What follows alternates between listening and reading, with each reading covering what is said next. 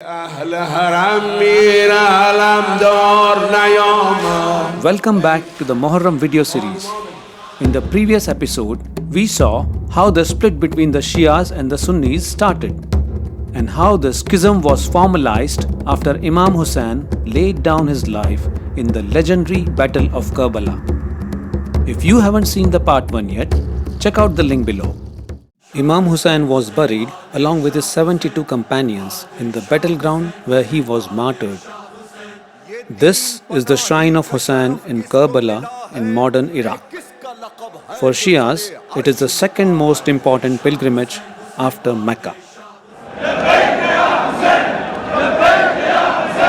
Shias, the zealous followers of Ali, have been living with the collective memory of the tragedy of Karbala for centuries.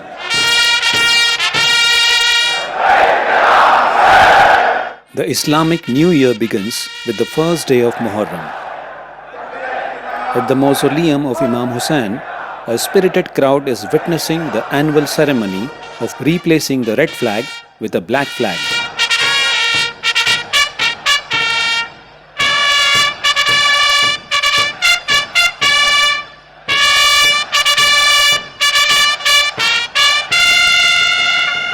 The color black signifies mourning. This marks the beginning of the 10 days of Muharram commemoration. The observance will reach its climax on the final day known as Ashura. On the streets of Tehran, some people are erecting a tent and there is an army running menacingly towards it. This is Khema or Kheme. It is being burned to reenact the attack of Yazidian army on Hussein's camp. In the UK, a Zuljana is being prepared for the Ashura procession. Remember Hussein's loyal horse from the battle we saw in part 1. After Hussein's demise, the injured Zuljana ran to the camp to convey the tragic news to Hussein's family. Then he galloped away towards river Euphrates and was never seen again.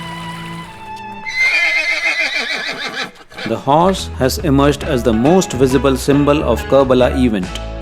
Raising a Zuljana for Muharram is considered an act of devotion, and the practice is widespread in Pakistan. Usually, a person or a family in an area takes the responsibility to raise a Zuljana, and they do it with reverence, following a set of codes. The horse is sacred, and no one ever rides it. It is decorated with silver ornaments and taken out in public only once in a year. The palm or the panja on top of it stands for Panjatan. We will talk about it later. The animal is also being trained to act out the battle scene. And so is this child.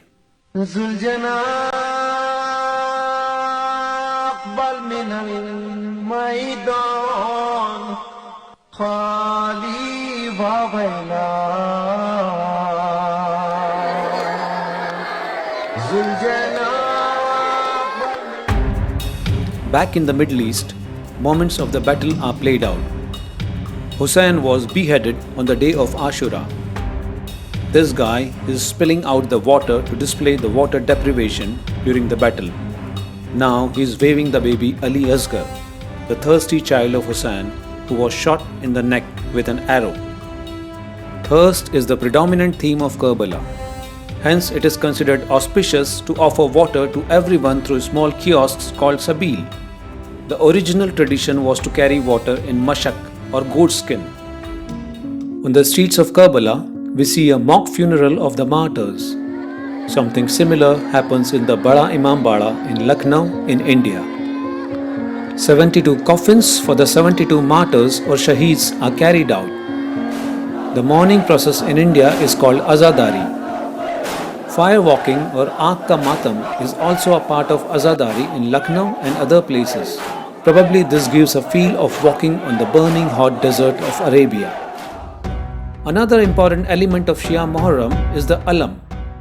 The alam was the flag or banner with a metal crest that served as the identity of a marching army in medieval Arabia.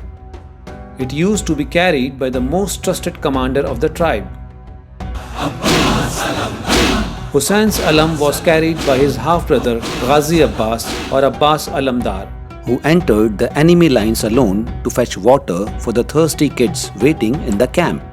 He became the second most important icon of the battle due to his legendary courage and loyalty.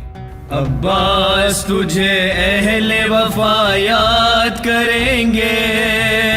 His shrine stands next to Hussein's shrine in Karbala. But surprisingly, there is another shrine of Abbas in Lucknow. The story behind Hazrat Abbas ki Dargah in Lucknow goes like this. Back in 18th century, Mirza Fakira Beg from Lucknow went for Hajj. There, Abbas appeared in his dream and gave him directions to the exact spot in Karbala where his alam was buried. Mirza secretly travelled to Karbala, dug out the centuries-old relic of the alam and brought it to Lucknow. There, he showed it to the ruler of Awadh, Nawab Asaf-ud-Daula. The Nawab showed his reverence by building a dargah over the alam. The Nawab died in 1797 and the dargah came to be known as Hazrat Abbas ki Dargah. The palm or the panja is another important element of Muharram. It stands for Panjatan, the 5 family members of the Prophet who are of supreme importance for Shia Muslims. The belief is derived from the Prophet's statement in Hadith-e-Qissa or the Hadith of Cloak. This is Bibi Ka Alam in Hyderabad. Its story is very similar to that of Hazrat Abbas Dargah in Lucknow. 400 years back, during the Qutub Shahi regime, a relic from the last rites of Bibi Fatima al-Zahra was brought from Arabia to Hyderabad. It was enclosed in the alam. Bibi Fatima was the daughter of Prophet Muhammad and mother of Imam Hussain. On the day of Ashura, Bibi Ka Alam is carried out on an elephant named Rajni. This tradition was patronized by the Nizam. Whatever may be the rituals, there is a common theme among Shias across the world, which is remembering and mourning the tragedy of Karbala.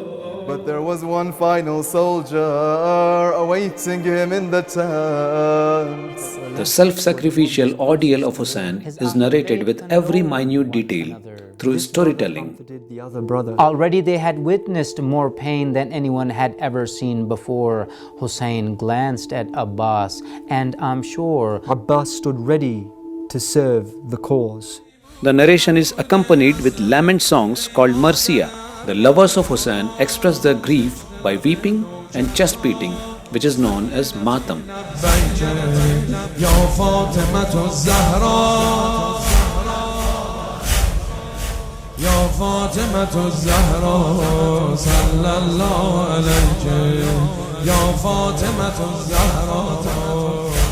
The air is filled with the rhythm of Matam and passion play.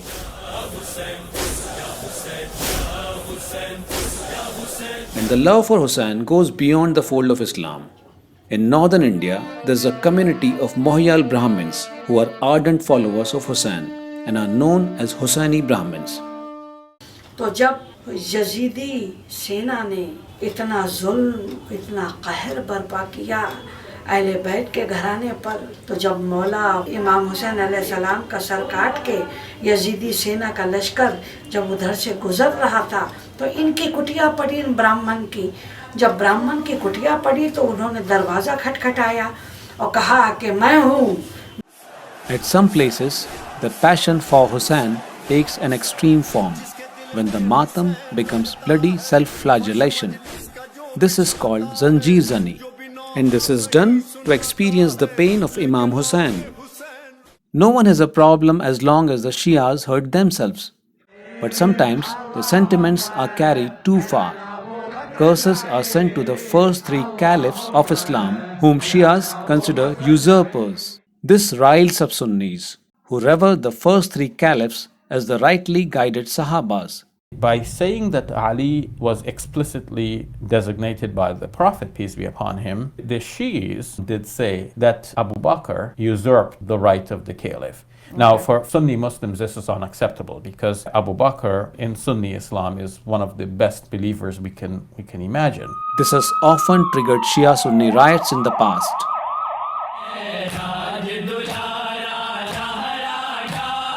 On the other end of the spectrum are the small Shia subsects like the Bohras. who observe Muharram with discipline, silence, and within the confines of their community halls.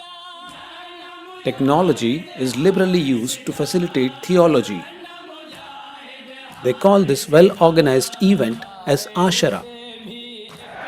And finally in Karbala, Ashura is marked by a massive religious marathon from the town of Tawarij to the shrine of Hussein.